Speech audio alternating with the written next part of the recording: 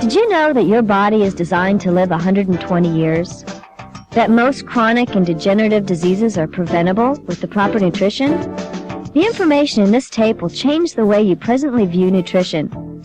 You'll learn about the vital role that minerals play in enhancing your vitality and promoting longevity. Known as the Mineral Doctor, Dr. Joel Wallach is considered an expert on major and trace minerals and mineral deficiency diseases. He first discovered the importance of nutrition as a veterinarian, where he had great results treating animals with the obvious principle of health through nutrition. He had always been bewildered that this simple concept was not a common practice of the medical profession. Dr. Wallach became determined to apply this common-sense approach to humans. So after earning his 3rd degree in naturopathic medicine, he began a unique family practice in Oregon. Fueled by his strong belief that our genetic potential for longevity is 120 to 140 years, Dr. Wallach has made a major impact on the field of alternative medicine.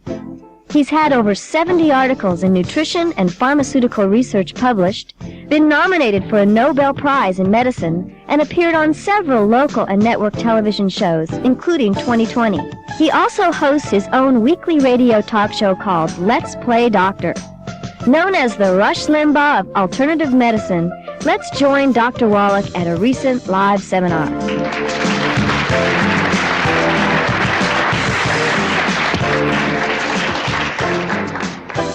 Well, I'm certainly glad you're here.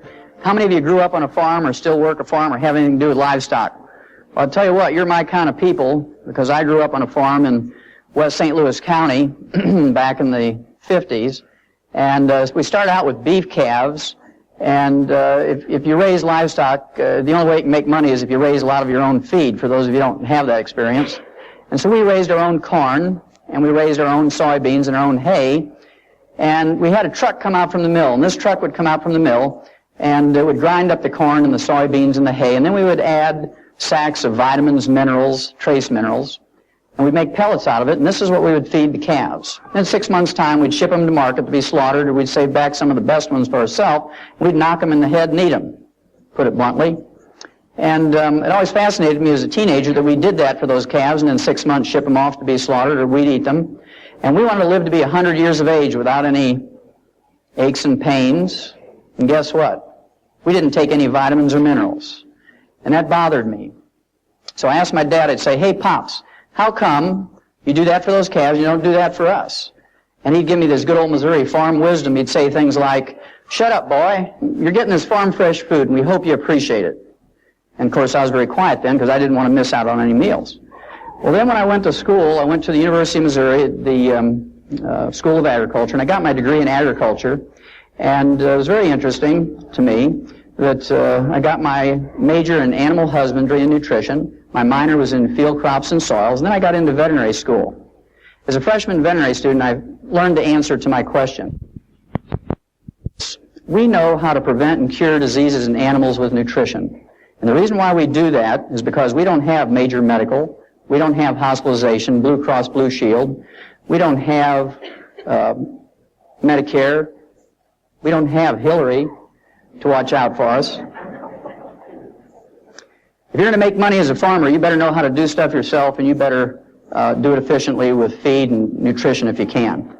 Well, to make a long story short, after I got out of veterinary school, I went to Africa for 2 years, and I was able to fulfill a boyhood dream. I was able to be a Frank Buck for 2 years and work with Marlon Perkins. Many of you will remember him from the Mutual of Omaha's Wild Kingdom, and he's a great gentleman. And after 2 years of working with elephants and rhino, people used to ask me, are you a small animal vet or a large animal vet? Well, I would tell them I'm an extra large animal vet because I worked with elephants and rhinos. Well, after 2 years, he sent me a telegram and said, would you come back to the St. Louis Zoo and work with us? We need a wildlife veterinarian at the zoo for a special project. We were given a $7.5 million grant from the National Institutes of Health, and what we need is a veterinarian who will do autopsies of animals that die of natural causes in the zoo. Oh, I was just overjoyed to do that, and so I came back and did that. And of course, I not only did autopsies for animals that died in the St. Louis Zoo, but the Brookfield Zoo in Chicago, the Bronx Zoo in New York, the National Zoo, the LA Zoo, and so forth. And my job, again, was to do autopsies of animals that died of natural causes in the zoo and look for a species of animals that was ultra-sensitive to pollution. This is because during the early 60s, we had just learned about pollution and ecological problems and disasters, and nobody quite knew what to do. And so I was supposed to find a species of animals that was extra sensitive to this and use them much like we did the canaries in the mine. You know, the old Welsh coal miners used to put a canary in a little wicker cage and take it down in the mine, and if methane gas or carbon monoxide would leak into the mine, the canary would drop off the perch and die first, and the men knew to get out before the mine blew up or they suffocated. Well, again, to make a long story short, over a period of some 12 years, I did 17,500 autopsies on over 454 species of animals and 3,000 human beings who lived in close proximity to zoos. And the thing that I found out was this: every animal and every human being who dies of natural causes dies of a nutritional deficiency. And that fascinated me. It took me back to those calves. I said, gee, that's fascinating. Everybody's dying of nutritional deficiencies. And we could document this at autopsy, both chemically and biochemically and so forth, and things that you saw with the eye at the autopsy table. Well, that fascinated me. And I wrote 75 scientific articles. I wrote 8 multi-authored textbooks, and 1 textbook of my own cost $140 for medical students, and I'm sure the only thing they do is use them for door stops. And I couldn't get anybody excited. I was on 2020. I was on 1,700 newspapers. I was in magazines. I was in every new network TV that you can think of. And guess what? Couldn't get anybody excited back in the 60s about nutrition. So what I did was went back to school and became a physician to use everything I'd learned in veterinary school about nutrition in my human patients. And to no surprise to me, it worked. I spent 12 years up in Portland, Oregon in general practice. And it was very fascinating. What I'm going to share with you tonight is what I learned over those 10, 12 years using nutrition with my human patients. And if you take home only 10%, it will save you an enormous amount of unnecessary misery. It will save you a gob of money, and those of you in Missouri know what that means. A gob means a lot. And it will save you, and in fact, it will add on many healthful years to your life. Okay, it'll add many healthful years to your life. Well, you can't do this. You can't get these healthful years, and you can't have longevity. You can't live to your genetic potential just falling off a stump.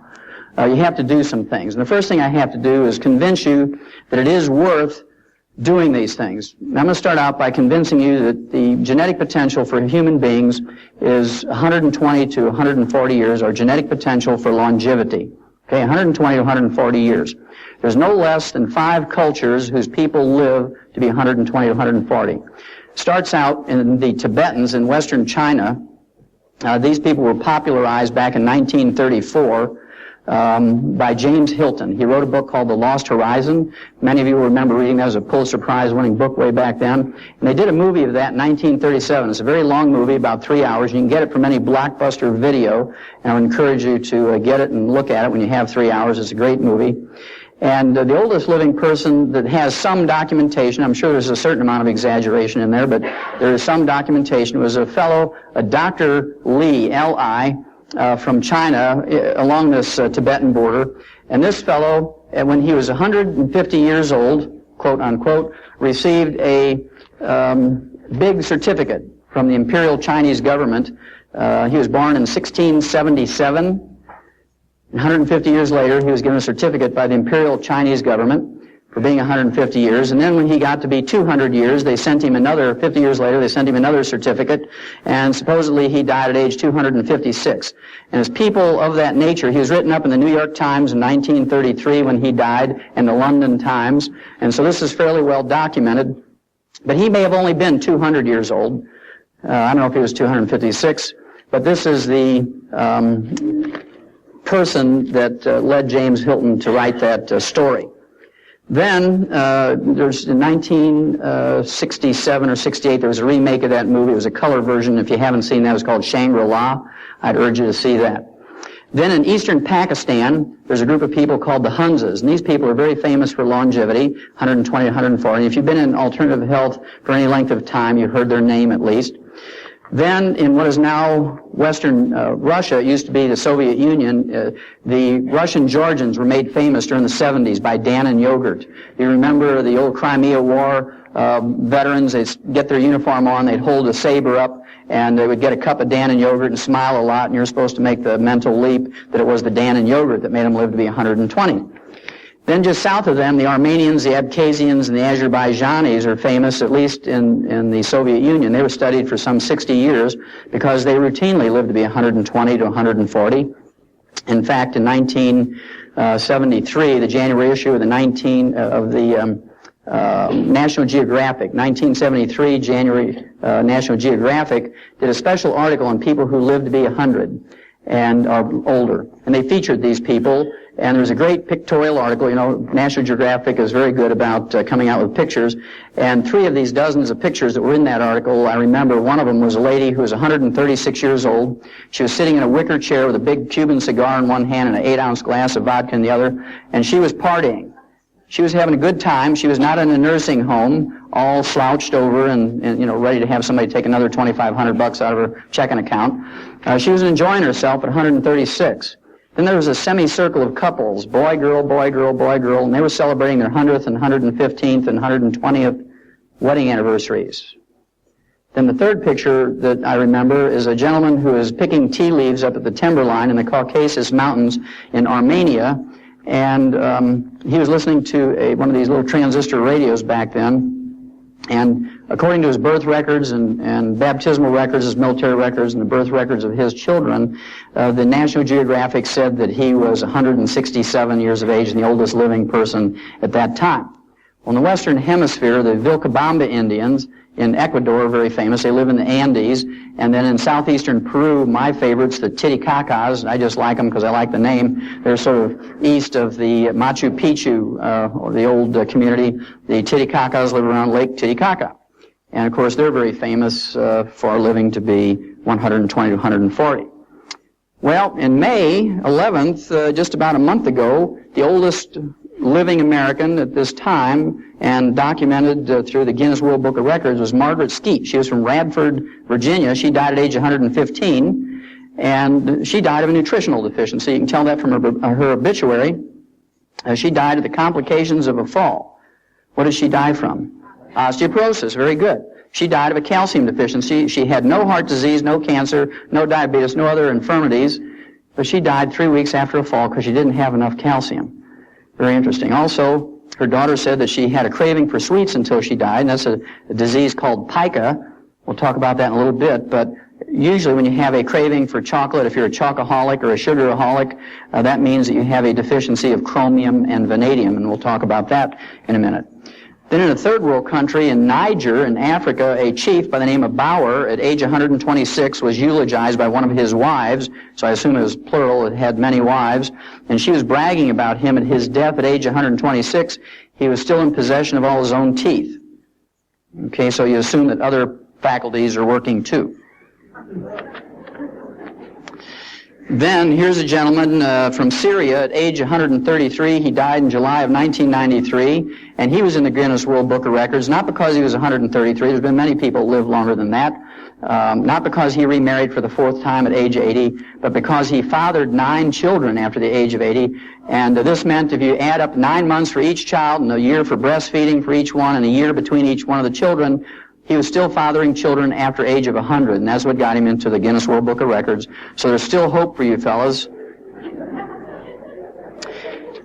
Then those of you who like science, in November of 1993, those 6 Biospirians came out of that dome in Arizona. They were in there for 2 years, 3 couples, and they were supposed to eat the perfect food and recycle the atmosphere and grow their own food and whatnot and have no pollution in their water or air or food. And when they came out, they were examined by medical gerontologists from UCLA, University of California at Los Angeles, and they put all this information, their physical and their blood work and so forth, into the medical computers at UCLA. And the medical computer said that, and projected that they could live to be 165 years old if they continued to do what they were doing. So all of that just says to you that there's a possibility you can live to be 120 to 140. And when I grew up on the farm, we could grow 200 bushels of corn per acre, and with all the labor and all the fertilizer and everything else you did, you could make a profit if you grew 200 bushels per acre. But if you only got 100 bushels per acre and put out that same effort and the same fertilizer cost, you'd lose money. And so I want you to think about it. The average lifespan for an American today is 75.5. The average lifespan for an MD or a doctor is 58. You want to gain 20 years statistically, just don't go to medical school. You want to live to be 120, 140, there's only two basic things. They're real simple, two things to remember. Number one, you have to avoid the pitfalls. You have to not step on the landmines, I call it. And those of you in the military, you know what that means. You do something stupid like step on one of those things, you kill yourself wastefully or unnecessarily. And of course, if you play Russian roulette or smoke excessively or drink excessively or wear a black sweatsuit and run down the middle of the highway at 2 o'clock in the morning, you're going to get struck by a car. All of those things are foolhardy, but it's amazing how many tens of thousands of people die in America from doing those stupid things every year.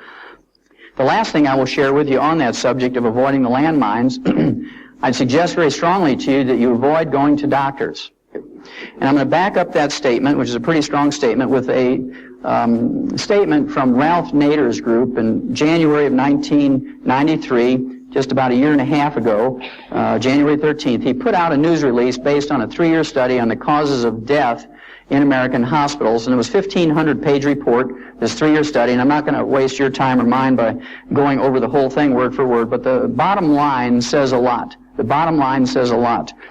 And here it is, quote, this is from Ralph Nader now. He's a consumer advocate for those of you who don't know him who watches out for us. Quote, 300,000 Americans are killed each year in hospitals alone as a result of medical negligence, unquote. I'm going to read that figure again because it's a huge figure. Quote, 300,000 Americans are killed each year in hospitals alone as a result of medical negligence, unquote. Now, he didn't say slipped away quietly out of neglect in a corner somewhere while they're waiting for an x-ray. He used the word killed. When you use the word killed, that means there was a procedure the doctor was doing went wrong somehow. That means that they gave them a wrong prescription. They put a decimal point in the wrong spot and gave them an incorrect dosage. These people were killed. 300,000. To appreciate how big a figure that is, you have to compare that with our military losses in Vietnam over 10 years, where we lost 56,000 people over 10 years, or an average of only 5,600 a year, on a field of battle where people had guns and artillery and explosives trying to kill each other. And millions of people poured out into the streets and protested that war. We had political anarchy in the last 3 years of the war. Students took over universities and colleges with guns and explosives. National Guardsmen shot students at Kent State in Ohio. We chased a president out of the presidency for 5,600 military personnel a year. And here's one profession that takes your tax money in the form of Medicare and Medicaid and kills 300,000 of us a year, according to Ralph Nader, and I believe him, he has no axe to grind. And you can go out in the street any day of the week in any city, and there isn't even a crazy street preacher out there with a sign that says, protect us from doctors. I want you to think about that, folks. That's number one. You have to avoid stepping on the landmine. So there's a certain value in treating yourself when you can, or preventing disease so you don't have to get treated. Now, the second thing you have to do, number two, is you have to do the positive things. You have to do the positive things. And I'm going to start out here by just putting a figure up on the board. It's the number 90. And you need 90 nutrients in your diet every day. You need 60 minerals. You need 16 vitamins. You need 12 essential amino acids or protein building blocks. And you need 3 essential fatty acids. You need 90 nutrients in your daily diet. Otherwise, you're going to get a deficiency disease if you don't have them in complete numbers and optimal amounts.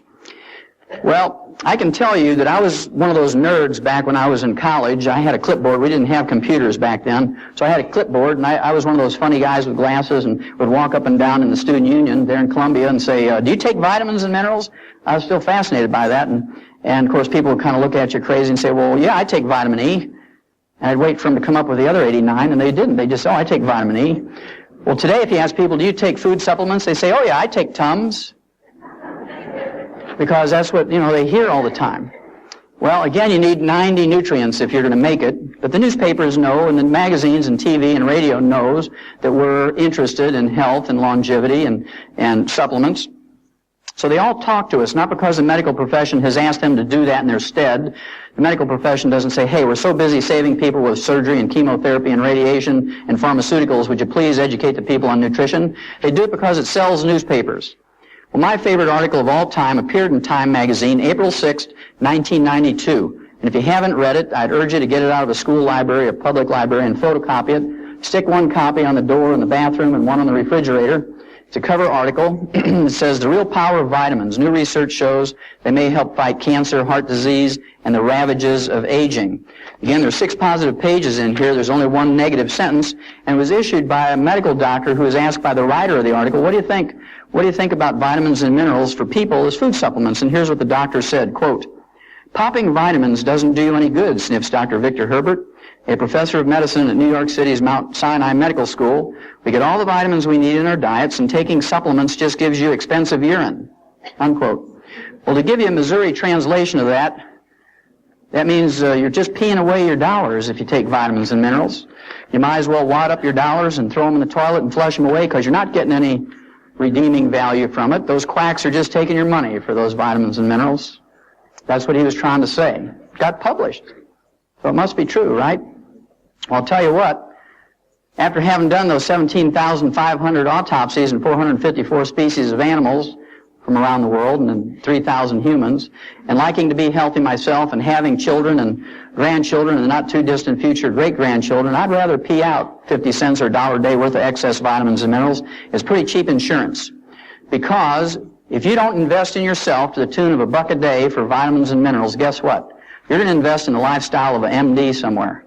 Because when you pay the medical doctor your fee for going to see him, not 1 penny of that goes to study how to diagnose or treat or prevent a catastrophic disease in a little child, like who was in here earlier, or how to prevent or diagnose or treat better breast cancer or prostate cancer in adults.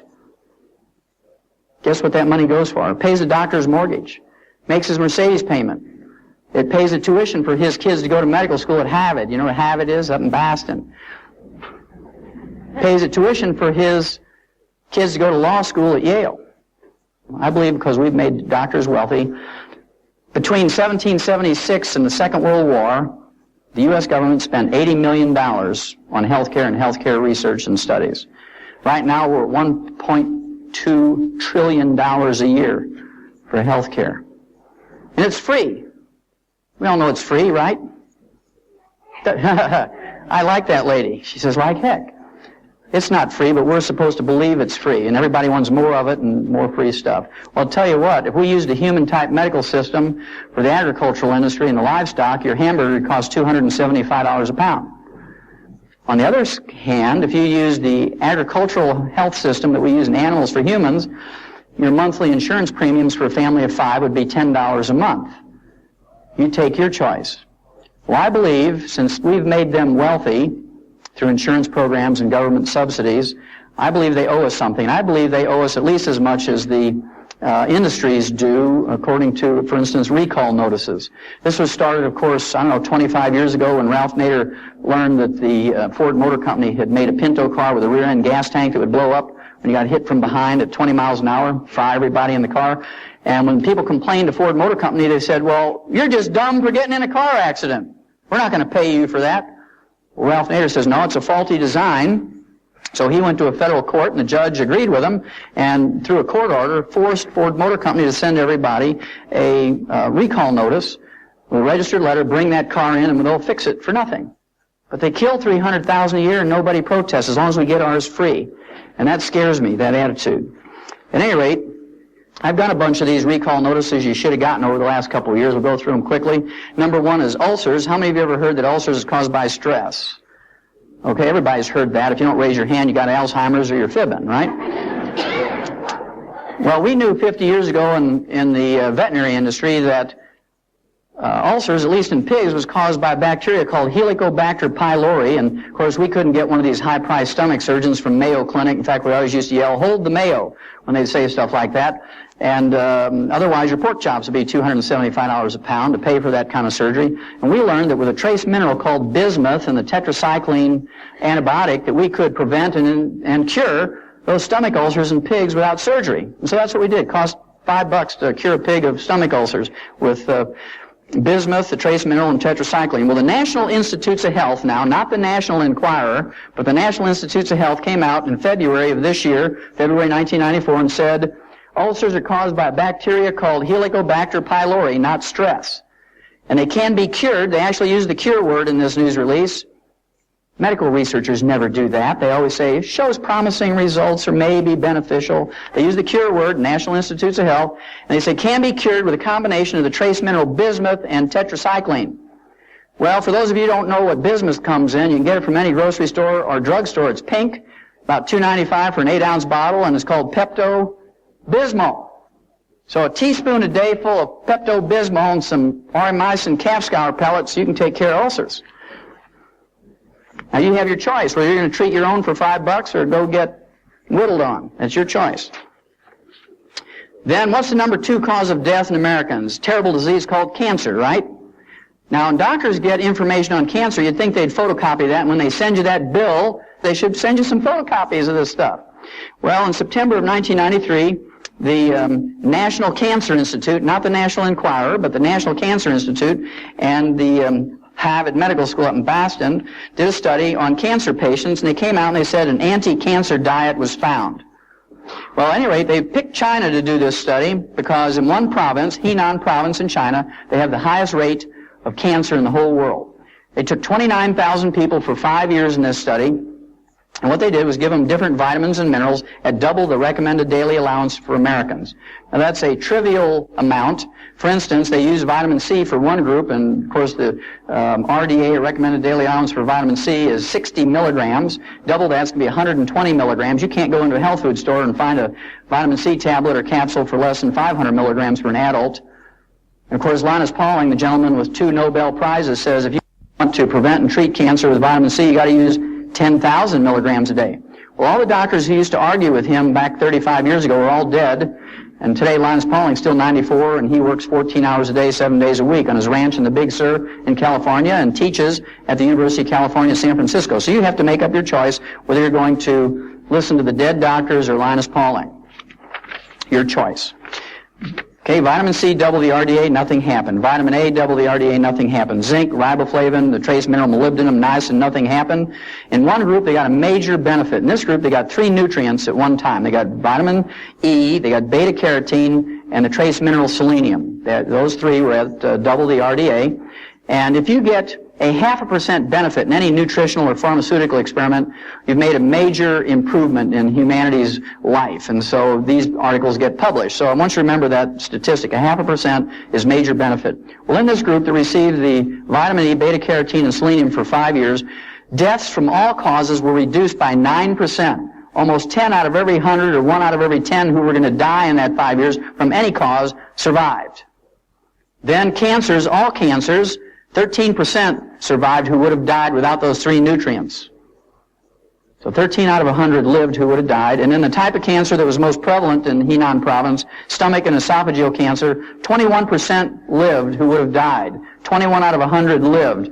Now to me those are significant numbers, and your physician, for the number 2 cause of death in America, should have sent every one of you a photocopy of that, at least giving you information. Even if he didn't want to give you the advice, give you the information, let you make up your own mind. Well, here's one I think is funny on one hand, and on the other side it tells you the attitude of physicians.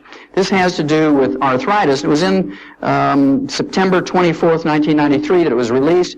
Again, it was from the Harvard Medical School and the Boston VA Hospital. How many in here have ever been to a VA hospital? Anybody in this room? Okay, good. Well, you know, the people who've been to a VA hospital, you have 2 opportunities to give your life for your country. One's on the field of battle, and the other's in the VA hospital, right? Well, at any rate, the title of the release was Chicken Protein Halts the Swelling and Pain of Arthritis in a Patient Trial. And what they did, they took people who failed to respond in any way to medical treatment for arthritis. These people got gold shots, methotrexate, they got aspirin, prednisone, cortisone, everything else you can think of, physical therapy, and the only thing left for them was joint replacement surgery. Okay, now before Harvard Medical School, the VA hospital was going to give it to them, they said, look, we're looking for some people who are willing to suffer for 90 more days, just 3 months, because we want to try something, a short-term experiment, and they got 29 volunteers. And what they did for those 29 volunteers who failed to respond in any way to medical treatment for arthritis was they gave them a heaping teaspoonful of ground-up dried chicken cartilage in their orange juice every morning. Just a heaping teaspoon of ground-up chicken cartilage. And in 10 days, according to Harvard Medical School, all the pain and inflammation was gone. These are people who didn't respond in any way to medical treatment. In 30 days, they could open up a new pickle jar that had never been opened. And in 90 days, 3 months, they had maximum return of function. Now, here's the funny part. The funny part comes by a statement of the guy who was the director of that study from Harvard Medical School, and here's what he said, quote, listen to the words, they're very important, quote, after 3 months it was clear that the drug was beneficial, unquote. Because it worked, chicken cartilage had become a drug. You can see he's thinking about patent numbers, and his eyes are rolling around with $300 a capsule, 20 patients, and you can just see him calculating, right? That means if you go to Kentucky Fried Chicken and you buy a bucket of chicken and throw away the skin and the meat and eat the ends off the bones, you're practicing medicine without a license. And if you go to a Kentucky Fried Chicken in the middle of the night, in the dark of the night, and you go to their dumpster and you root through there and you collect 2 5-gallon feed buckets full of chicken bones, and you take them home with a hammer and you pound off the ends of those bones and dry your own cartilage in the microwave, you know, you're manufacturing a pharmaceutical, and the FDA is going to put you in jail. Well, if that's a little messy for you, and you don't want to pay those lawyer fees, you can go into any grocery store and get some Knox gelatin. Women know about Knox gelatin because it's good for your fingernails and your hair and your skin. It has the raw materials for chicken cartilage, has the raw material for your cartilage. It's made out of beef cartilage and beef tendon. And if you take 2 of those little half-ounce envelopes a day in your orange juice, and you take it with an ounce per 100 pounds of body weight of colloidal minerals, next time I come by here in 3 months, you're going to run up on this stage and hug me and kiss me if you got arthritis. How many of you have ever heard of Alzheimer's disease? Everybody's heard about it today. 50 years ago, when I was a little kid, there was no such thing as Alzheimer's disease. It's a new disease, one of those things that just sort of happened. Now it's a major disease. 1 out of every 2 people who reach age 70 get Alzheimer's disease. Pretty scary. Well, we learned 50 years ago in the animal industry how to prevent and cure in the early stages Alzheimer's disease in livestock. Can you imagine how much a farmer would lose if the pigs were all laying there scratching their heads saying, why am I here? Where is the feed box? Because if they're not gaining a couple of pounds a day, you're losing money, right? So we learned in the agricultural industry how to prevent and in the early stages cure Alzheimer's disease. And we do it with high doses of vitamin E and low intakes of vegetable oil. You say, Wallach, that's crazy. High doses of vitamin E. Well, you should have got a recall notice from your doctor in July of 1992 because the University of California, I mean, we're talking about a sophisticated research medical school here. University of California, San Diego came out and said, vitamin E eases memory loss in Alzheimer's victims. Now, they're only 50 years behind on that from veterinary medicine, so you might be safer going to a veterinarian. Then how many of you in this room ever had a kidney stone? Anybody in here ever get that, kidney stone? Okay, I see a few in here. What's the first thing a doctor told you to give up nutritionally when you got your kidney stone? Give up calcium. No dairy. No dairy. None of those vitamin mineral things with calcium in them because they have the stupid, naive, ignorant belief. That's pretty intense. They have the stupid, ignorant, naive belief that the calcium in your kidney stone comes from the calcium you eat. When in fact it comes from your own bones. When you have a raging calcium deficiency, a raging osteoporosis, then you get kidney stones. We learned 1,000 years ago in writing in the agricultural industry, if you wanted to prevent kidney stones in livestock, you better give them more calcium. You better give them more magnesium and more boron. Now the reason is, of course, bulls and rams, male cattle and sheep have special anatomy. When they get a kidney stone, they die. They're called water belly. They die. When you and I get a kidney stone, we just wish we were dead. But no farmer's dumb enough to pay for the feed for an animal and have it die before you can either eat it or send it to market. So we learned how to prevent those things. Well, you should have got a recall notice from your doctor, especially you people who've had kidney stones. Your urologist should have sent a notice to you. This was about 15 months ago, March of 1993. It says, calcium limits kidney stone risk, and this is from the Harvard Medical School up in Boston, by the way. In a study that turns conventional medical wisdom on its head, researchers have found that people whose diets are rich in calcium run a reduced risk of developing kidney stones. In a study of more than 45,000 people who were ranked into 5 categories, the group that had the most calcium had no kidney stones. So it took them 1,000 years to catch up. Now, about 5 years ago, when I started out on this crusade and started lecturing to people all across America, and I'm in one time zone and the next and all over, I knew I was going to get crazy out there doing this. Last year I was on the road 300 days out of the year, 300 out of 365 days. And so I decided I needed to have a hobby that I could take with me. Every time I get a little wacko, I could go in my room and do this hobby and I'd be okay. You know, it'd be kind of like having a little piece of home with me wherever I went. And I wanted to have a hobby that would help other people. I didn't want to collect baseball cards because I like football. And I didn't want to do just crossword puzzles because good mental exercise, but it wouldn't help anybody else. And I couldn't take my compost pile. I like to garden, and the hotels don't like that, you know. So I decided I was going to collect obituaries of doctors and lawyers.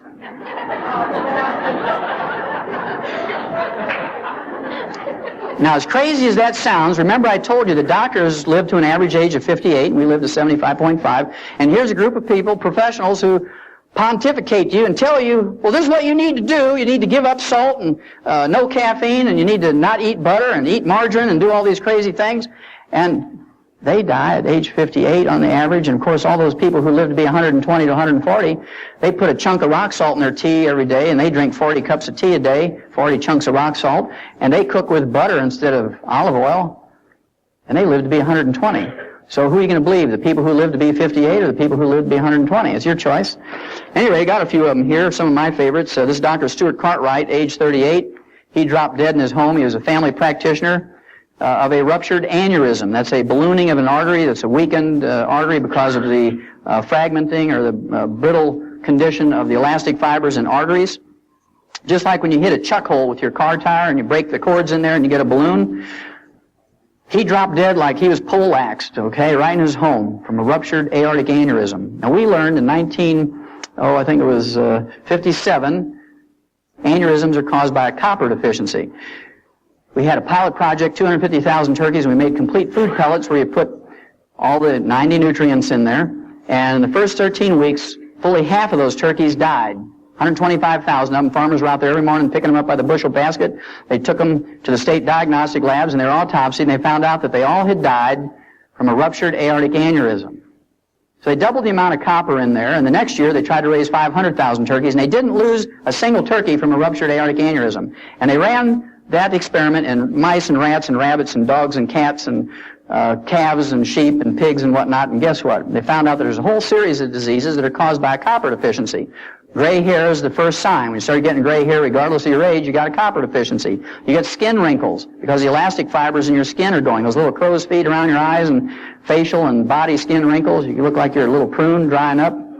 Okay? Then, of course, there's the varicose veins. Varicose veins. That's caused by an elastic fiber breakdown. Then, of course, parts of your body begin to sag. Under your arms, your breasts, your bellies, your legs, all this stuff starts sagging. And you can go to a cosmetic surgeon or plastic surgeon if you want, but it's a lot cheaper and a lot more effective and a lot safer if you just take some copper. Okay, well, Dr. Cartwright may have had a medical degree, but he didn't have expensive urine, so he died of something that even a turkey wouldn't die from. Then here's one. This fellow, he was a doctor's doctor, Dr. Martin Carter. He almost made it. He died at age 57. He got his medical degree from Harvard Medical School and his Ph.D. in medicine from Yale. Of course, he was autopsied by the best because he was a doctor's doctor. He said, quote, "The cause of death was a ruptured aortic aneurysm," said Dr. Jules Hirsch of the Rockefeller University Hospital, unquote. What did he die from? Copper deficiency. See, he didn't have expensive urine either. Then here's an attorney. She was so famous, she was from Detroit, age 44, Ellen Joyce Alter. She was in the New York Times obituary. She made the big time. And, of course, she probably had steel buns because she belonged to one of those private health clubs. All these gals want steel buns, you know, doing their little exercises. But she didn't have expensive urine because she died of a ruptured cerebral aneurysm. When they don't do an autopsy, the symptoms could be called a stroke or subdural hemorrhage, but very frequently they're caused by a ruptured aneurysm, which is a copper deficiency. She didn't have expensive urine. How many of you here have ever heard of a guy by the name of Stuart Berger? Stuart Berger, he wrote 5 best-selling books on health and diets and nutrition. He got his medical degree from Tufts Medical School, which is a very fine medical school in Boston, not too far away from Harvard Medical School. And the books he wrote included The Southampton Diet for Weight Loss. He wrote Forever Young, 20 Years Younger in 20 Weeks, and How to Be Your Own Nutritionist. And he died at age 40. How'd you like to follow his dietary practices?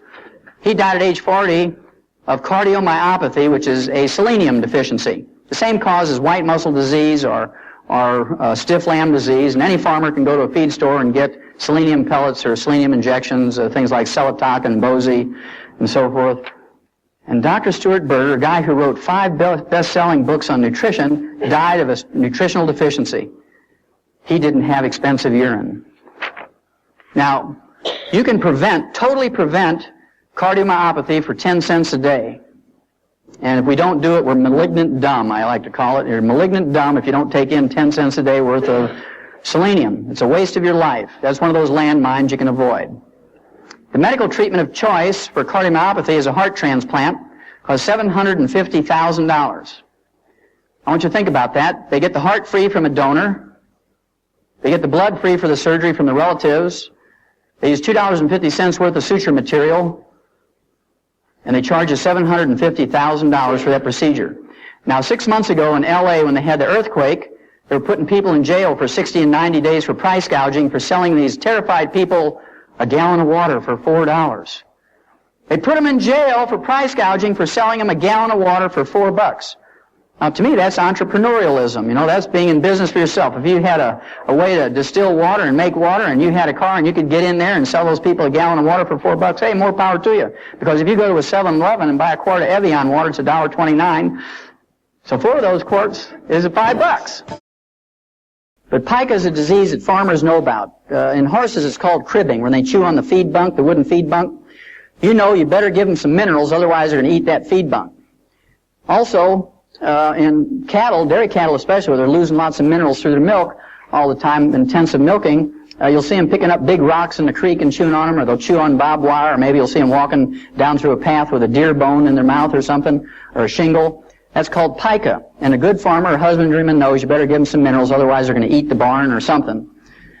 In human beings, we see this at funny times. Pregnant women are notorious for pica. In the middle of the night, they'll elbow their husband and say, hey, you better get up, I want some pickles and ice cream. They're craving minerals because that fetus is pulling minerals out of their body, and they need some more minerals. And so it's recognized as a craving for things like sweets and salt and so forth. We see this in pregnant women. I used to have people come to my practice and they say, Doc, do I need to go see a shrink? I said, why is that? Well, I wake up in the middle of the night and I go outside with a spoon and I eat dirt. And no, that's okay. Just make sure it's clean dirt. Then they say, my kid sits there with a kitty litter box between his legs and he has a spoon and he's eating that stuff out of the kitty litter box. And then in housing projects, little kids will eat lead paint off the walls and they get lead poisoning, get learning disabilities and bone problems and anemia. And we're good, so we spend $5 million to scrape the lead paint off of there and repaint it with latex paint. And all we have to do is give those kids 10 cents a day worth of minerals. It'd be better for them and save us $5 million. It's your tax money. And if we allow them to throw them away, those dollars, is kind of interesting. At any rate, if you have a selenium deficiency and you don't want to wait until you get cardiomyopathy and drop dead from a heart attack to recognize it, if you look on your hands and look in the mirror in your face, if you have liver spots or age spots, and I see quite a few from here, you have an early selenium deficiency. That's called free radical damage. And fortunately for you, if you recognize that, and you start taking in some colloidal selenium, in 4 to 6 months those will all go away. You'll reverse that in 4 to 6 months. And when they go away on the outside, they're going away on the inside, in your brain and your heart and your liver and your kidneys. And if you have low blood sugar, how many in this room have low blood sugar? Anybody in here have low blood sugar? Okay, about 10%. How many of you have ever seen a hyperactive kid who gets on sugar? Okay, about everybody in the room. People who have sugar problems are like alcoholics. There's good ones and bad ones. You know, the good alcoholics are one when they get 2 drinks, they just go off in a corner and go to sleep, right? Same way with somebody with low blood sugar. They eat a big meal or they eat a piece of pie, 3 hours later, they clunk out and go to sleep. Then there's bad alcoholics. They're the one that gets 2 drinks in them and they get violent and raged and they want to fight everybody. They punch holes in the wall, and, you know, big brave fellows, and they kick their wife and kick the dog and take the chainsaw and cut their neighbor's tree down and all these wild things and drive reckless down the roads and kill people. Those are the bad drunks. Well, people who have blood sugar problems, there's bad blood sugar people too. They get a little crazy. Okay, I don't know how many of you remember the Twinkie defense, right? Remember when somebody murdered 2 people And he claimed he ate a Twinkie 3 hours before he murdered him, so they let him off because he got temporarily insane every time he ate sugar. Now, don't any of you try that. Well, chromium and vanadium deficiency will result in these sugar problems. Low blood sugar, and if you let it go on for any length of time, you develop diabetes, chromium and vanadium. Then a tin deficiency, the early symptoms of a tin deficiency are male pattern baldness. I see a lot of tin deficiency in this room. Yes. And if you let it go on for any length of time, you get deafness. Then there's a boron deficiency, and you gals should know about boron because it helps you keep the calcium you take in your bones so you don't get osteoporosis. Boron. Also, it helps you make estrogen. It helps you fellas make testosterone. If you don't take in enough boron, you ladies are going to suffer miserably going through menopause. Okay, you're going to have all those terrible symptoms. You fellas don't get enough boron, can't make testosterone, you won't know whether to lead or follow on the dance floor. You're going to be confused. She's saying he's got a boron deficiency. Then in laboratory, I should tell you too, we said this on the show today, those of you may not have heard it, some of you didn't hear the whole show. The first symptoms of a zinc deficiency is you lose your sense of smell and your taste. You say, food just doesn't taste good anymore, and you don't have a cold or anything like that, and you say, your wife says, well, aren't you excited about dinner? I spent the whole day in the kitchen cooking dinner. He says, well, I didn't smell anything when I walked in. He's got a zinc deficiency. Well, in laboratory animals, there's some 7 rare earths. These rare earths are trace minerals you need in lesser amounts than you need trace minerals, and they actually double the lifespan of laboratory animals. They've not been proven in humans yet, but I'm not going to wait 500 years for doctors to approve it. They're still arguing over vitamin C and calcium, right? So I'm just going to do it. Didn't kill any laboratory animals, just doubles their life, and it's not a drug. These rare earths are called lanthanum, praseodymium, neodymium, samarium, europium, ytterbium, and thulium. There must be a reason why they're named after Old Testament cities. Well, remember I told you we needed 90 nutrients, we need 60 minerals, we need 16 vitamins, 12 essential amino acids, and 3 essential fatty acids. And of course, we're lucky in that plants as a group can make most vitamins, amino acids, and fatty acids. Plants can do that because they just take carbon out of the air and make carbon chains to make vitamins, amino acids, and fatty acids. But you have to eat 15 to 25 different plants a day in the right combinations to make this happen. Theoretically, it's possible, but most Americans don't do it. The average American thinks if they eat some potato buds out of a Betty Crocker box, they're eating a vegetable. Okay, so you got to be careful what you're considering a vegetable. Then, of course, people want to do right by their doctor, and they eat low-fat turkey breasts, and they put a half a jar of mayonnaise on there, and they put it between 2 slices of Wonder styrofoam bread. Remember that stuff you can insulate your house with and put in your shoes when you get a hole in the shoe? I remember when I was a kid 50 years ago, it was a lot of fun because we have Wonder Bread. We didn't have TVs back then on the farm. We didn't even have dryers that went round and round, so the only thing you could do in the wintertime was sit in the kitchen and wonder at a loaf of Wonder Bread. And it had the blue and red and green and yellow balloons on there. And if you read the labels many times as I do, you know it said things like, helps build bodies 12 ways. And about 15 years later, the FDA made them change it to help build your body 8 ways. Now, if you go to the store and look at Wonder Bread wrappers, it just says Wonder Bread. So it kind of gives you a clue. So even though this is theoretically possible, it's not likely to happen that you're going to get your vitamins, amino acids, and fatty acids in proper proportions from your diet. And so if your life is as valuable to you as mine is to me, and my children's and my grandchildren's is to me, I would make sure that I take in all my vitamins and amino acids and fatty acids, because I guarantee you won't make it to 120 or 140 if you don't. You're just not going to do it. Now, minerals are another story. We have a tragic story when it comes to minerals because plants cannot make minerals in any way, shape, or form, and if they're not in the soil anymore, they're not in our plants. We have for you, when you leave, a free copy of a summary of U.S. Senate Document 264. U.S. Senate Document 264 is from the 74th Congress, second session, and it says that our farm soils and our range soils are depleted of minerals, and the crops, the grains, the fruits and the vegetables, and the nuts that are grown on these depleted farm and range soils are minerally deficient, and the people who eat them get mineral deficiency diseases. And the only way to prevent and cure them is with mineral supplements. That's U.S. Senate Document 264, 74th Congress, second session. It was written and printed by the U.S. Congress in 1936, 58 years ago. Do you think it's gotten any better? No. It has not gotten any better. It's only gotten worse. And the reason is, if you guys do what we did, and people continue to do, is we put NPK on our land, nitrogen, phosphorus, potassium, and you see it as these three numbers in many combinations of ratios, and these represent percentages of these three nutrients, nitrogen, phosphorus, potassium. And those of you who don't have any experience on farms, the reason why we do this is farmers get paid for tons and bushels. There's no subsidy that encourages people to put 60 minerals back in the soil. You get paid for tons and bushels, and for $40 an acre, you can get the maximum yield in tons and bushels. It only takes 5 to 10 years to deplete the land of minerals, because every time you harvest a crop, those plants pull minerals out of the soil, many pounds per acre every time you haul a crop out. So soon those minerals are gone. And if you only put back in 3 and you take out 60, it's like a checking account. If you only put $3 in your checking account every month and write checks for 60, what's going to happen to your checks? Boing, boing, boing. They bounce. Exactly. Well, I can tell you that our health is bouncing right now to the tune of $1.2 trillion a year because there's no more minerals left in our soil. It's our responsibility, each and every one of us, to be responsible for our health and consciously take in these minerals. Well, I have a lot of people ask me, well, what did these people do thousands of years ago? They didn't even have commercial fertilizers. What did they do? These societies that had long-lived people and whatnot. But I want you to think about the Egyptians, the Chinese, people from India that lived around these great rivers, the Nile River, the Ganges River, the Yalu River in China. And what used to happen was every year or so it would flood, just like it did here in northern Missouri last year.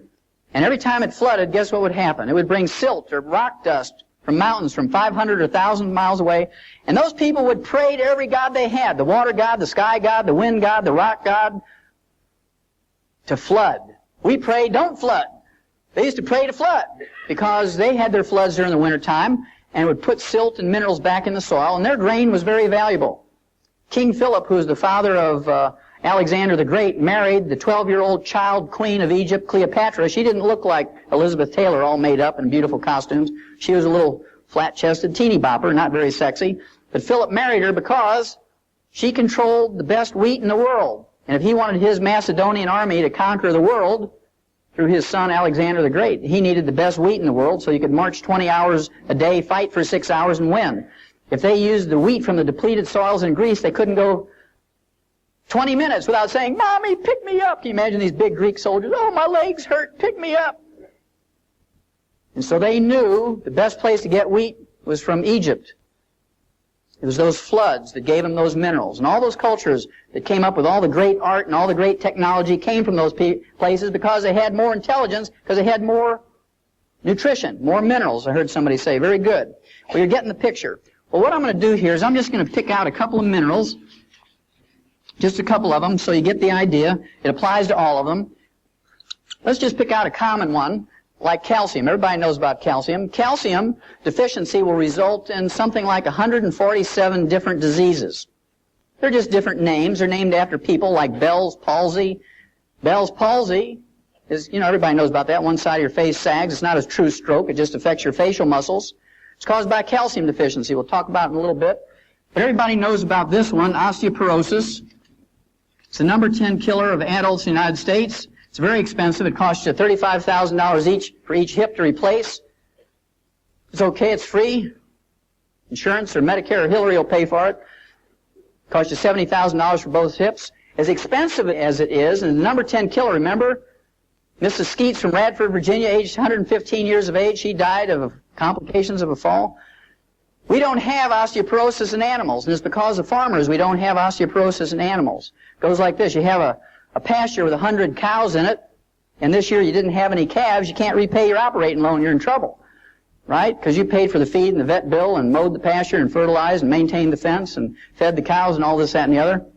You don't have any calves, you can't pay back the operating loan and make any money. So you call the vet out and you say, "Do I get rid of these cows? What happened here?" And he examines the cows. He says, "Nothing wrong with them." He says, "Let me look at the bull." And he says, "Aha, here's your problem. That bull has osteoporosis of both hips, can't breed the cows, didn't have any calves." He says, "I'll tell you what, though." He says, "You give me $70,000. He says, "I'll put 2 new hips in that bull, and next year you'll have some calves." Well, the first thing that farmer says is, "Stand back, Doc." Boom! He blows that bull away with a deer rifle. And while the kids are grinding the bull up with a grinder and cutting roast and steaks off that bull, the farmer's chewing on a straw and saying, "Now, Doc," pushes Stetson up a little bit, and he says, you know, he says, you know I wasn't going to pay you $70,000 for that old bull. He says, I can get a new bull every year for 70 years for that. He says, but every once in a while I get a bull that throws good calves. I'd like to keep them. Is there any way I can prevent that osteoporosis thing from happening to a good bull? He says, well, yeah. He says, if you'll give a bull calf 10 cents worth of calcium every day after he's weaned, he'll never get osteoporosis. Farmer says, no, wait a minute, Doc. You mean if I give that bull 10 cents a day worth of calcium from the time he's weaned, I can prevent a $70,000 disaster? He says, oh, yeah, it's that simple. He says, you mean all I have to do is give up a half a cup of coffee a day to do that? He says, yeah, that's it. He says, I choose that one. He says, I'll give up the half a cup of coffee. And that's what we have to think like, okay? Then there's receding gums. Dentists and periodontists will tell you that if you want to prevent and cure receding gums, you better floss and brush after every meal. If you believe that works, I have some oceanfront property in Montana to sell you. If you all know your geography, you know that doesn't work. Now, as a veterinarian, I've seen hundreds of thousands of animals of all kinds, mice, rats, rabbits, dogs, cats, sheep, pigs, horses, lions, and tigers, and bears, and they don't get receding gums. And they don't floss. Now, they do get funky breath, but they don't get receding gums. Well, if you want to smell something, you just let a camel breathe on you, boy. Well, the reason we don't have receding gums in livestock is because we've dealt with the osteoporosis problem. Receding gums is not a deficiency of flossing. It's, in fact, osteoporosis of the jaw bones and of the facial bones. So if you have gingivitis or receding gums, you have advanced osteoporosis. Those bones around your teeth are melting away little bit by little bit every day. And if you take your teeth out at night and put them in a glass next to your bed and that fizzy stuff, you have major advanced osteoporosis because all your bone has melted away. Okay? Then there's arthritis. We talked about that a little bit earlier. Remember the chicken cartilage or the Knox gelatin? 85% of all arthritis is caused by osteoporosis of the joint ends of the bones. You're talking about degenerative arthritis, osteoarthritis, sciatica, lumbago, rheumatism, all those sorts of things. They're caused by osteoporosis of the joint ends of the bones. I want you to think about something for a minute. If you don't take a pain reliever or an anti-inflammatory for that arthritis, let's say you get arthritis of the hips, you're going to kind of favor that a little bit, aren't you? You're going to get a cane or a walker or crutches. You're going to favor it, so you don't put any weight on it. I want you to think about that for just a second, because then I want you to think about driving your tractor in a field, or you're driving a Mercedes down the highway. Either one, doesn't matter, whichever you love more. And let's say you didn't put the nut on that oil pan real tight and all the oil drained out. And that light on the dashboard comes on and says, getting hot, you better give me some oil. And that light irritates you. So you stop, you open up the hood, you get your clippers out, you know, your fence clippers, and you clip the wire to that light, and you close the hood, and you just keep driving. Would you do that to your tractor or your Mercedes? No, you wouldn't. But we take those pain relievers for arthritis, and we go out there and square dance, and do the Texas two-step, and do our 5-mile walks and our aerobics. That pill works real good, Doc, because it killed my pain. And you're just wearing that thing off faster and faster. Then your doctor's really going to get rich, because you need joint replacement surgery. Then there's hypertension. This is one of my favorites, so I'll put a star over here. Hypertension is high blood pressure. What's the first nutritional thing that a doctor will tell you to give up nutritionally when you get high blood pressure? Give up salt. Everybody knows that one. That's been ingrained in our head. Well, they must think we're dumber than cows, because what's the first thing you put out for your livestock? It's about that big. A salt block. No farmer is going to be economically viable if you don't put a salt block out for your livestock. They're going to die. Your veterinary bills are going to go crazy. But we're supposed to believe that we don't need salt. You can get everything you need out of your lettuce and your whole wheat bread and stuff like that. Well, don't believe that one either. If you believe that, I got some more oceanfront property in Montana for you. Remember, those long-lived people put a big chunk of rock salt the size of a big black Concord grape in every cup of tea, and they drink about 40 cups of tea a day because they live at high altitudes where it's very dry. They have to keep hydrated. And they put butter in their tea. They put 2 pats of butter and a chunk of rock salt. They don't put the pink stuff or the blue stuff or skim milk or, what does he call it, cremora or whatever it is. Okay? Guess what? The doctors who live to be 58 tell you no salt, no butter. The people who live to be 120, they put in butter and salt. So you got to make some choices. Well, they took $30 million of your tax money, and 2 years ago, after a 20-year study, they came out and said that they took 5,000 people with high blood pressure, they took them off their medication, and put them on a reduced salt diet, a restricted salt diet, and they all died. No big surprise, but somebody got a PhD degree, and everybody was happy, right? But when they looked at this results, they said that, only 99.7% of the people didn't get any results from that before they died. 0.3% did get some result, dropped their blood pressure 1 point before they died by restricting their salt. So the referees who judged that article said, doesn't matter, you might as well let high blood pressure patients eat salted peanuts and dill pickles and salt their food to taste because it doesn't matter. In fact, worrying about the salt is more stress than taking the salt. Then they had a control group with 5,000 people with high blood pressure, and they doubled their RDA of calcium, and they stopped the experiment in 6 weeks because 85% of them were cured of their high blood pressure just by doubling their calcium intake. Now, they didn't cold turkey stop their high blood pressure medication, but what they did was they went to the doctor and he says, you don't need this medication anymore. What are you doing? He said, well, I'm on this experiment where I double my calcium intake. Anybody get a recall notice from your doctor saying it's okay to salt your food to taste and please do double your calcium intake? Anybody get that?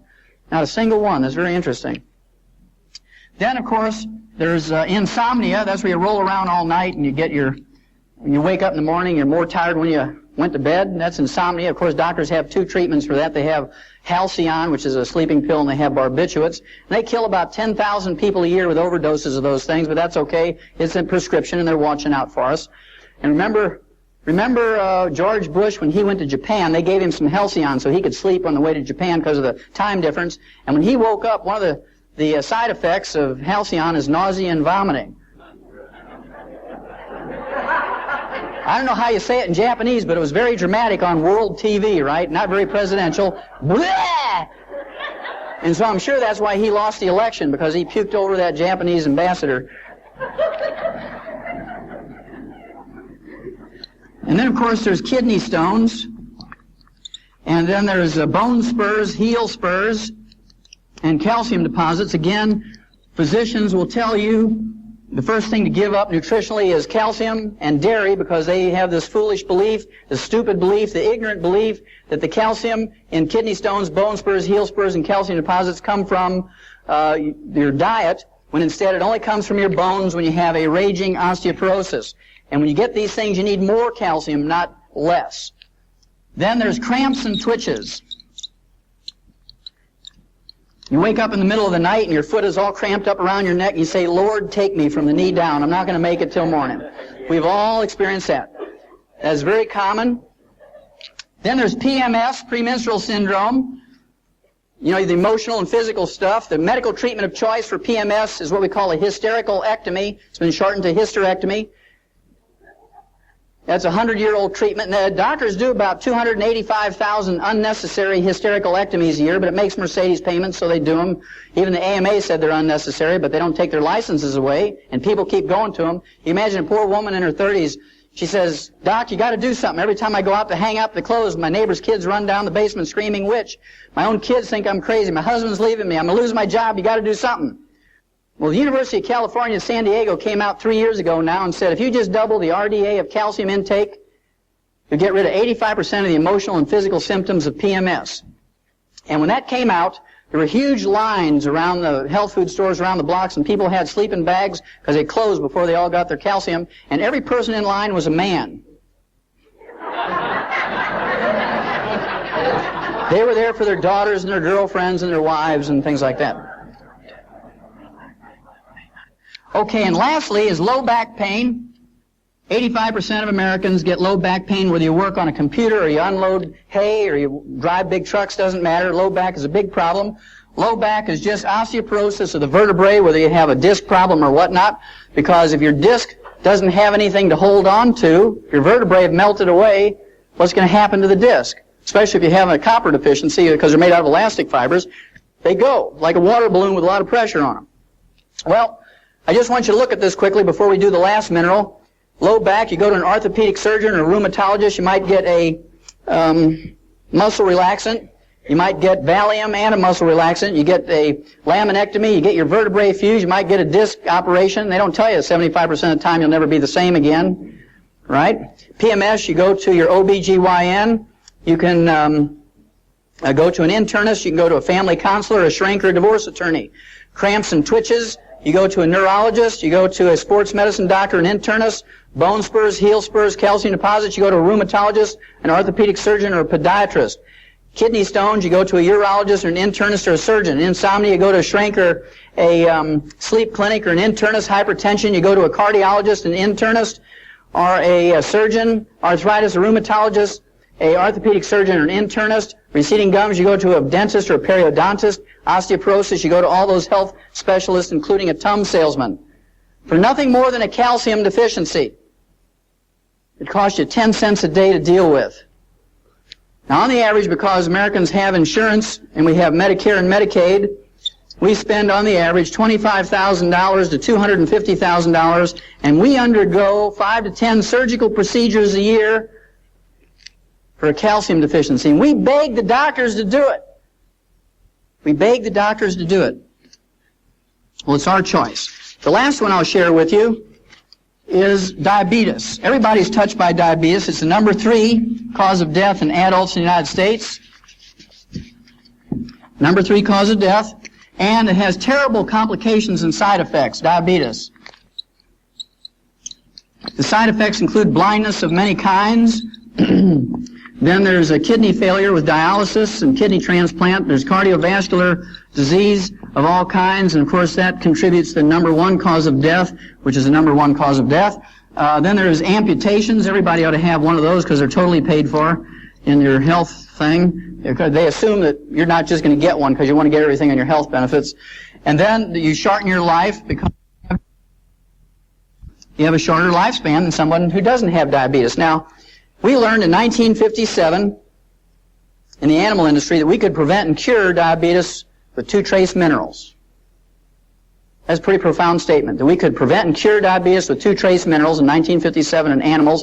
It was published in Federation Proceedings, which is the official journal of the American Science, the National Institutes of Health. The official monthly journal was August 1957.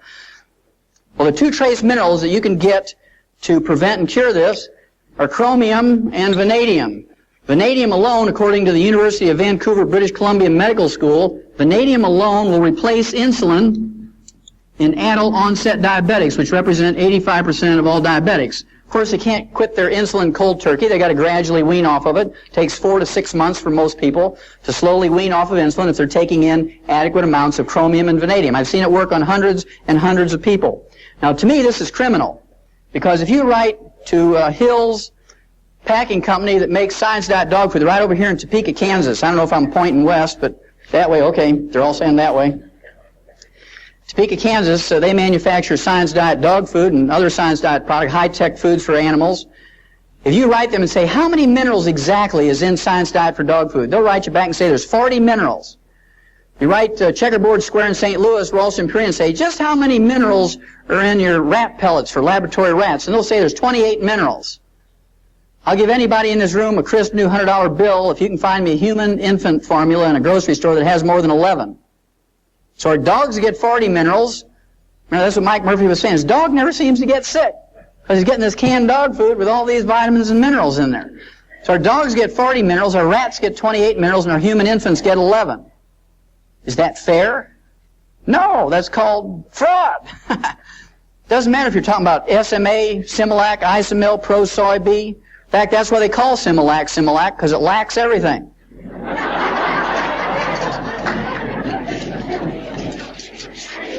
Okay, if I've convinced you that you have to consciously take in all the minerals yourself, that you can't depend on your food, and certainly you can't depend on anything that's boxed or packaged or bottled, there's 3 types of minerals that you have to be concerned about. One is metallic minerals. And metallic minerals are essentially ground up rocks. Metallic minerals are things like oyster shell, eggshell, dolomite, limestone, calcium carbonate, clays of various kinds, Mount Marulanite clay, seabed minerals. They're all Tums. They're only 8 to 12% absorbable. When you reach age 35 to 40, it drops down to 3 to 5%. And I have to tell you a story here. Some of you heard this on the show today. I ran into a guy at a meeting like this up at Grand Rapids, Michigan, and this fellow owns a porta potty business. You know, that's that green or blue-colored outhouse. Man, if we'd only had one of those back when I was a kid. We had these ones with splinters, you know, in the wood. At any rate, he said, I see something that describes that in my porta potty business. I said, what's that? He says, well, when we take those things back to the shop to clean them out with a pressure hose, he says, we put a quarter-inch grid underneath them because kids throw rocks and sticks and toys in there, and if we don't put a grid there, it blocks up the sewer system. It costs us thousands of dollars to fix it. He says, every time we clean one of those out, we find hundreds of vitamin tablets. I said, well, how do you know they're vitamin tablets? He said, well, it's really easy. He says, right on the coating it says Theragram M, 1 a day Centrum. He says, come here, and he takes me out in the back of the shop, and there's this literal mountain of all these vitamin pills he got out of his porta potties. That's because you can't absorb metallic minerals. If you read the labels on those multiples, they say your iron comes in the form of iron oxide. What is iron oxide? Rust. You might as well just go out to an old railroad track and take your butter knife and scrape some of that rust off and lick it, and you're going to get your iron supplement. But that's what they're giving you. Well, I'll show you how bad it is if you take something like calcium lactate, which is a common metallic mineral. Let's say it's a calcium tablet, calcium lactate, 1,000 milligrams. If you take 2 of those, you're not getting 2,000 milligrams of calcium. In fact, I have people all the time say, well, I took lots of calcium, Doc. I hear you on the radio talking about calcium and arthritis, and I took 2,000 milligrams of calcium a day. It didn't help my arthritis. In fact, it got worse. I said, what kind of calcium are you taking? They said calcium lactate. Well, there's your problem, because only 250 milligrams of that is metallic calcium. So let's say you absorb 10% of that. Then the other 750 milligrams is lactose or milk sugar. So 10% of 250 is 25. So if you take 2 of those tablets, you're not getting 2,000, you're getting 50 milligrams. So to get what you need to take 90 of those tablets a day. You need to take 30 with each meal, and you got 59 more minerals to go. Then there's those people who want to do things naturally. Let's see if you can do anything good with 10 pounds of spinach. And let's be fair, let's see if you can get 1,000 milligrams of magnesium. I picked magnesium because in green leafy vegetables you have a lot of magnesium because of the chlorophyll, right? It's part of the chlorophyll molecule. And any pound of anything, you got 454 grams. And 10 pounds of spinach, you got 4,540 grams, of which most of that, 97%, is water. And let's say you have 1 gram of chlorophyll in that 10 pounds of spinach. There's 50 milligrams of magnesium. You got to divide that into the 1,000 you want. You get a factor of 20, which you multiply times the 10. You have to eat 200 pounds of spinach. You got 58 more minerals to go. Okay, so you got to be a pretty big person to accomplish all this. Even as big as I am, you can't get it done. So I prefer to supplement rather than do those things. Then, of course, during the 60s, the agricultural industry came up with chelated minerals. Chelated minerals, because farmers aren't dumb enough to pay for $1 of something that goes into an animal's mouth and have 99 cents come out in the manure. So I have to really thank farmers for being that clever. And chelated minerals are just metallic minerals with an amino acid or protein or enzyme wrapped around the metal atom and increase the absorbability to 40%. Then the health food industry jumped on that right away because there was a major improvement in absorbability of minerals. The most efficient way to absorb minerals is the colloidal form. Colloidal minerals are 98% absorbable, 2.5 times more available than chelated minerals and 10 times more available than metallic minerals. And they're very interesting. They're liquid. They can only be liquid. Can't be pills, powders, or capsules. They're very small particle size. They are 7,000 times smaller than a red blood cell. And they're negatively charged. Every particle is negatively charged. Your intestinal lining is positively charged. So you actually have an electrical or magnetic gradient that concentrates these minerals around the lining of your intestine. These 3 things together give you the 98% absorbability. Now, plants have a very interesting part to play in colloidal minerals. Remember, we said that plants cannot create minerals. They're not in the soil. Plants can't make them. Remember that U.S. Senate Document 264 says they're not in the soil anymore. At any rate, metallic minerals are taken up by plants when they're in the soil. Plants convert them in their tissues to colloidal minerals, and this is how we store minerals in our body. This is how we use minerals in our body. This is how we transport minerals from their storage place to their site of use in the colloidal form. Well, our plants, our crops don't have much in the way of colloidal minerals in them because we don't have any metallic minerals in our soil. Is this important? Well, yeah, these long-lived cultures who live to be 120 to 140, they have certain common denominators. They all live in high mountain villages that are above 8,500 to 14,000 feet in elevation. They all have less than 2 inches of precipitation a year. They don't have any rain, they don't have any snow, they don't have any dew. Okay, very, very dry places. And guess what? They get all their drinking water and all their irrigation water for their crops from from what we call glacial milk. Glaciers in every one of those communities grind up the parent rock of those mountains about 4 inches a year. There's more than 60 to 72 minerals in each one of those places. The water that comes out from underneath those glaciers is not clear like Perrier or Evian water, or Poland water, or geyser water. You take a glass full of it up and hold it up, it looks like Jersey milk. I mean, it is either yellow, white, or white, blue. It looks like milk, and it's called in Titicaca, see, I got to say it again, in Titicaca or Tibet, they all call it glacial milk, because it looks like milk. And not only have they consumed it, drunk it, and got 8 to 12% until they were 35 to 40, then 3 to 5% absorption for 2,500 to 5,000 years, depending on the culture. More importantly, they have irrigated with it year after year, crop after crop, generation after generation for 2,500 to 5,000 years. They have no diabetes, they have no heart disease, no high blood pressure, no arthritis, no osteoporosis, no cancer, no cataracts, no glaucoma. They have no birth defects. They have no jails full of drug addicts. They have no taxes. They have no doctors. Yet they live to be 120 to 140 without disease. Are these colloidal minerals important? You bet your life they're important. And every time you don't take them in every day, you're chopping off a few hours or a few days of your life. Okay, now most people are not going to go to Hunza or Tibet or Titicaca because we don't have Kenmore kitchens there, or even Saturn cars, or TV changers, channel changers, or electricity. They don't have insulated houses. They don't have central heating or air conditioning. But what they do have is colloidal minerals. Now, the only place you can get these in the United States is from a prehistoric valley in southern Utah that, according to geologists, 75 million years ago had 60 to 72 minerals in the walls and the floor of that valley. And those trees and the grasses in that valley and that forest took up all the metallic minerals and made colloidal minerals in their tissues.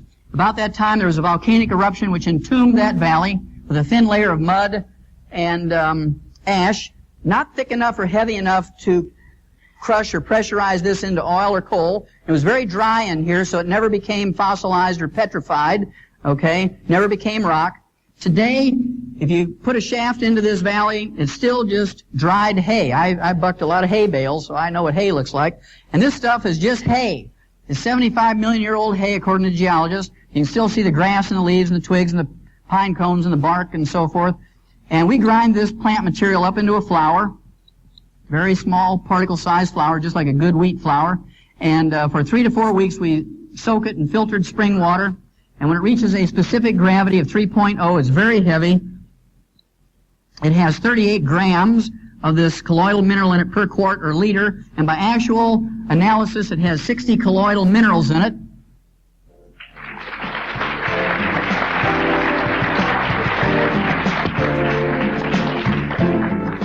To discover how colloidal minerals can improve your health and promote longevity, contact the person that shared this tape with you.